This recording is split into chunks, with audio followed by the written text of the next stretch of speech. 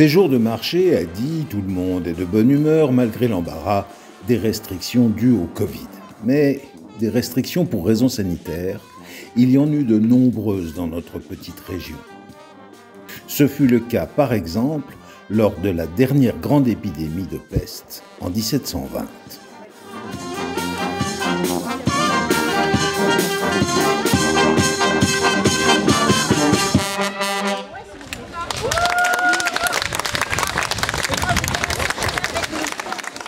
On essaye quand même de trouver des solutions chimiques, j'allais dire, pour lutter contre les maladies, quoi. Le problème, c'est que si on est bien 18e, les gens circulent, les marchandises circulent, et forcément, les virus et les bactéries circulent avec.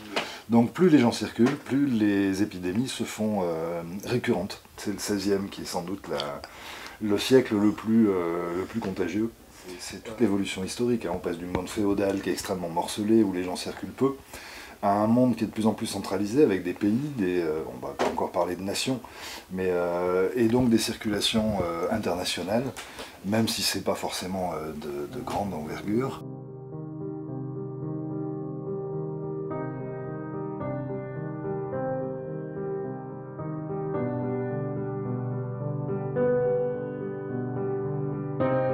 Chaque fois qu'il y a eu des pestes en Europe, elles sont toujours arrivées depuis l'Orient. Il y a eu effectivement plein de pestes dans le territoire, depuis la peste noire, une multitude de pestes qui se sont succédées, essentiellement à partir du XIIe siècle, et la dernière grande peste, c'est celle de 1720, dite peste de Marseille.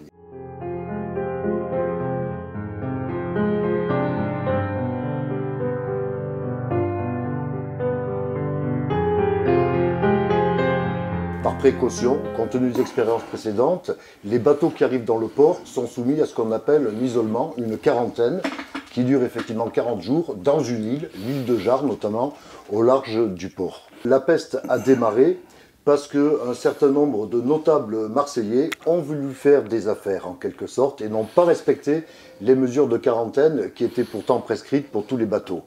En gros, le capitaine Château, le commandant du bateau, était de mèche avec certains échevins marseillais qui avaient acheté des cargaisons de draps, de tissus en Orient. En revenant d'Orient, ils ont fait étape dans différentes villes, depuis l'Orient jusqu'à l'Italie. Et les échevins marseillais, les notables marseillais propriétaires de cette cargaison, ont voulu très rapidement faire des bénéfices parce que la foire de Beaucaire, dans le Gard, approchait. Donc ils souhaitaient vendre leurs tissus. Donc on a fait débarquer clandestinement, on peut dire, le bateau à Marseille. Il a déchargé ses tissus et ce n'est qu'après le déchargement des tissus qu'on l'a mis en quarantaine à l'île de Jars.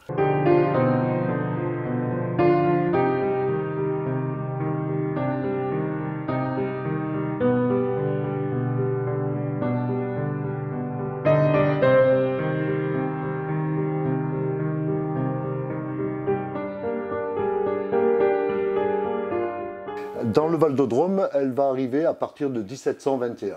La peste va durer de 1720 à 1722. À partir de 1722, elle s'estompe. Dans le Val-de-Drôme, elle a fait très peu de dégâts. Par contre, en Provence, elle a provoqué la mort de 2/3 pratiquement de la population.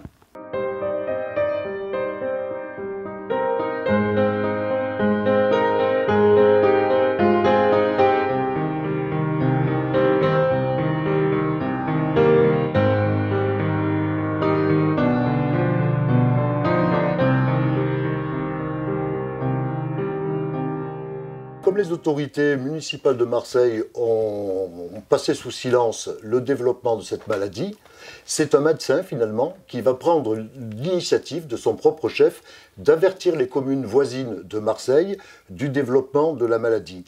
Ces communes riveraines de Marseille vont prendre un certain nombre de mesures, notamment le confinement de leur ville, en fermant tout simplement les portes des remparts ou autres, et en interdisant la présence de voyageurs venant de Marseille et la présence également de marchandises ou d'animaux.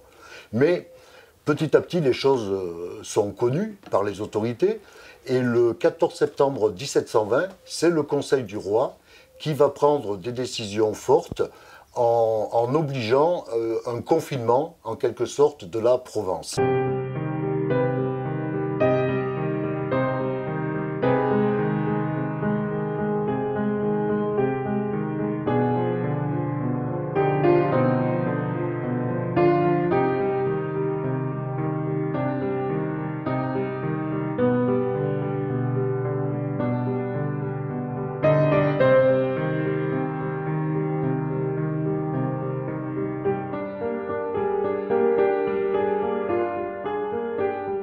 se protège de façon générale en fermant les portes des villes.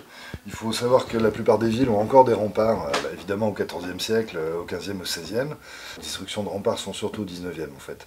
Donc on ferme les portes des villes, ce qui est relativement facile parce qu'en plus les portes des villes servent aussi à l'octroi, donc un impôt. Donc on a l'habitude de fermer et d'ouvrir les portes, ne serait-ce que pour empêcher les circulations de marchandises hors taxe. Voilà. Donc on ferme les portes des villes, on confine les gens à l'intérieur. Alors on voit aussi qu'il y a toujours le problème du collectif et de l'individuel, c'est-à-dire collectivement on va essayer de se confiner à l'intérieur, sauf que dès que la maladie fait son apparition à l'intérieur des villes, les gens vont avoir tendance à vouloir partir vers l'extérieur.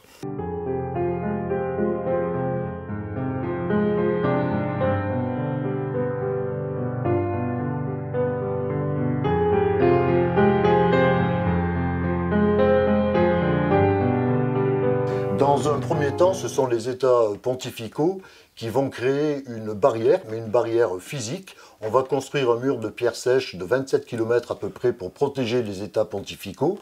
Un deuxième mur sera construit ultérieurement entre Avignon et le Ventoux, en gros, mais ça on sera au mois de mars 1721. Et ces murs, bien sûr, vont être gardés physiquement par un certain nombre, non pas de soldats, mais de gens requis par les autorités pour assurer la garde de ce mur.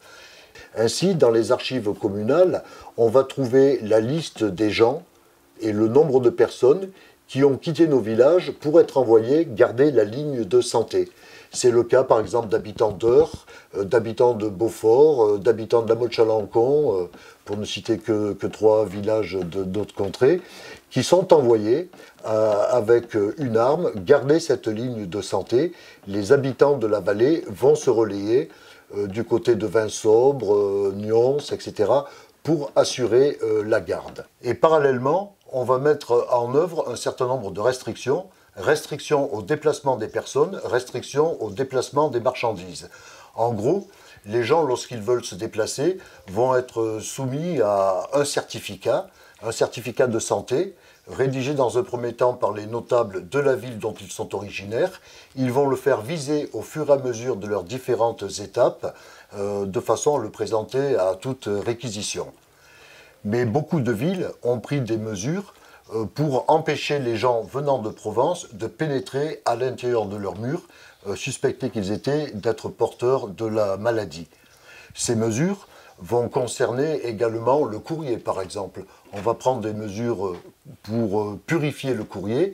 J'ai en tête l'exemple de la ville de Cré, qui va créer son propre conseil de santé pour se protéger de la peste. Et à Cré, par exemple, on décide, avec un apothicaire, de purifier le courrier en le parfumant.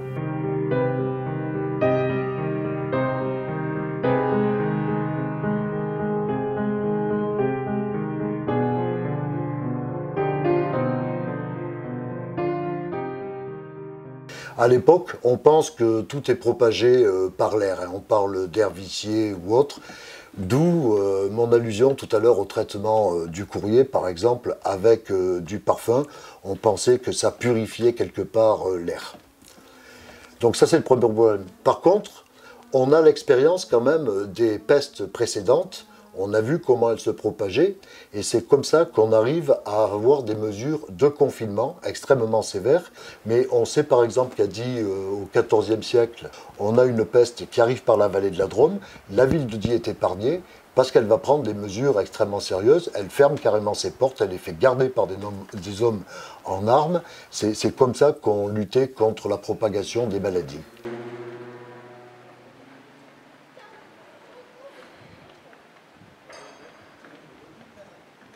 Concernant la peste, elle attaque de façon tellement massive les populations que la principale préoccupation, c'est de se débarrasser rapidement des corps des victimes, soit de les incinérer, soit de les porter à l'écart.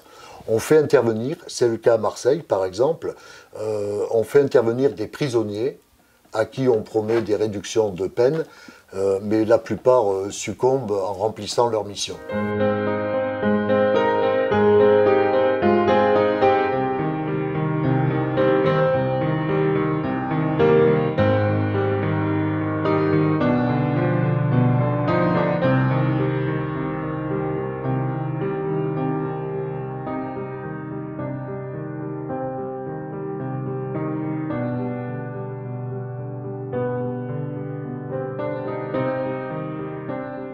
Et là, on donne un certain nombre d'exemples. J'ai vu qu'on pouvait, par exemple, utiliser du vinaigre blanc pour lutter contre les virus ou autres. On emploie également le gros sel.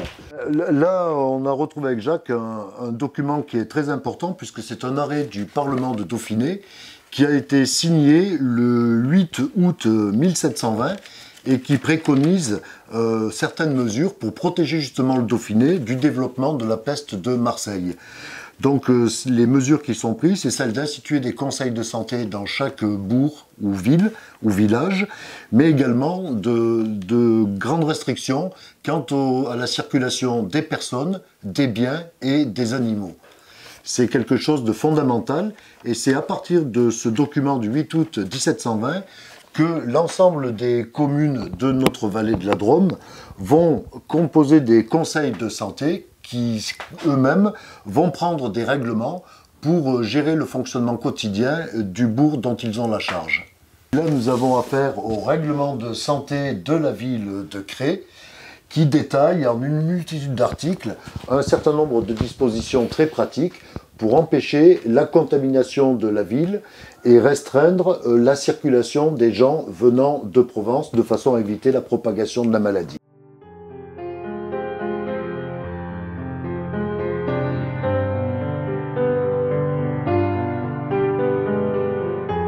Pour les prêtres, par exemple, on a observé à la lecture de ces documents qu'il leur était interdit d'aller porter les derniers sacrements, par exemple aux malades, de façon à éviter les contacts. Un des problèmes majeurs, quand on restreint la circulation des animaux notamment, c'est celui de l'alimentation des populations. En cela, l'exemple du règlement de santé de Cré est intéressant puisque les animaux stationnent obligatoirement à l'extérieur de la ville et avant de pénétrer dans l'enceinte pour être tués et vendus, ils font l'objet de visites spécifiques de la part de vétérinaires. Et les habitants de Cré n'ont plus le droit de faire sortir leurs cochons dans les rues la journée. Ils ne peuvent le faire qu'à certaines heures de la nuit. Et au petit matin, on doit rentrer les cochons chez soi pour éviter justement cette pollution. Ça nous en dit long aussi sur les mesures d'hygiène qui étaient quasiment insignifiantes à l'époque, quoi. Les villes étaient assez sales. Et ça a contribué aussi au développement de certaines maladies, bien sûr.